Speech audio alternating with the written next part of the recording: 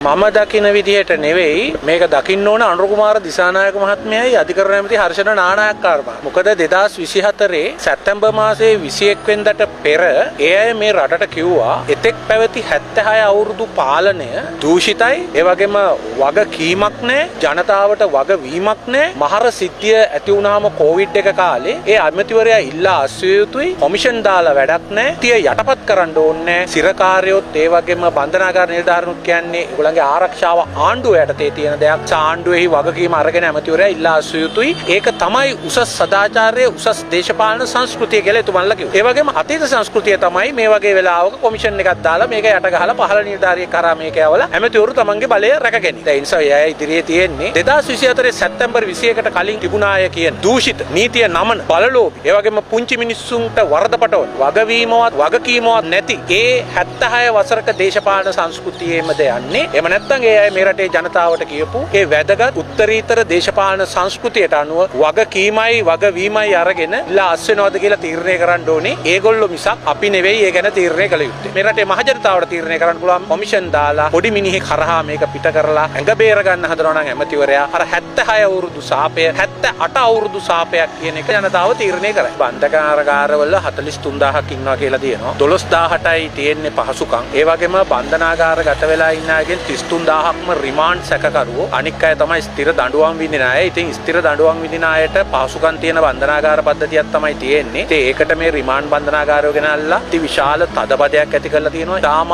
අපිරිසිදුයි. මීයෝ කැරපොත්තු කුණු වතුර ලෙඩ රෝග පැතිරිලා ගිහින් තියෙනවා. මේ වගේ තත්ත්වයන් තුල මේ වගේ අසහනකාරී තත්ත්වයන් ඇතිවීම ස්වභාවිකයි. එදා අපි දැක්කා කොවිඩ් එක වෙලාවෙත් මහර ඇති වෙච්ච තත්ත්වය බිය මේ බන්ධනාගාරයේ ඩෙන්ගු රෝගීන් 40ක් පමණ හමු වුණු බව කියනවා. ඒ නිසා මේ වගේ වෙලාවක මේ කුඩුකාරයෝ දෙපිරිසක් ගහගත්තයි කියලා සමස්ත බන්ධනාගාරයක් කැරලි වලට යන්නේ. කැරලි වලට යන්නේ එතන ඩෙන්ගු පිළිබඳ ප්‍රශ්නයක් තියෙන නිසා. අද ඩෙන්ගු රෝගයේ ව්‍යාප්ත වෙන ප්‍රධාන ප්‍රශ්නය මේ මාලිමාවේ පළාත් පාලන ආයතන කොළඹ මහනගර සභාව ඇතුළුව විධිමත් කසල කළමනාකරණයක් නොමැති වී කසල විධිමත්ව එකතු කරන්නේ නැති එක. ඒ වගේම අපි කසල බැහැර කිරීමට කෙරවල පිටියේ හදපු කසල බැහැර කරන මධ්‍යස්ථානය සම්පූර්ණයෙන්ම අඩපණ කරලා තියෙනවා. එතන දැන් මහා දවන්ත කුණු කන්දක් මේ ක්ලීන් ශ්‍රී ලංකාවේ යටතේ මේ පහුගිය අවුරුදු දෙකේ ඇති වෙලා තියෙනවා. ඒ විතරක් නෙවෙයි අපි හදපු අරුවක්කාරු ස්ථානයට කසල ගෙනියන කසල අංගණය තියෙන්නේ පෑලියගොඩ. ඒ ස්ථානයේ සියලු පහසුකම් තියෙනවා. ඒ ක්‍රියාවලිය දැන් අවුරුදු 6 තිස්සේ අතහැරලා. ඉතින් ඒකින්ද ඒ තමන්ගේ පරිපාලනයේ දුෂ්කරතාවය, දුර්වලතාවය හා වැරදි කළමනාකාරීත්වයේ විසින් ඇති කරලා තියෙන ප්‍රශ්නයක්. ඒකෙන් තමයි මේ ඩෙන්ගු ව්‍යාප්තිය සිද්ධ වෙන්නේ. මෙතෙන් ඉතින් පටස් ගාලා ගියා ඇයි පරණ කාලේ ඩෙන්ගු තිබුණ නැද්ද කියලා. ඇත්තටම මේ රටේ විධිමත් කසල කළමනාකරණයකට එරෙහිව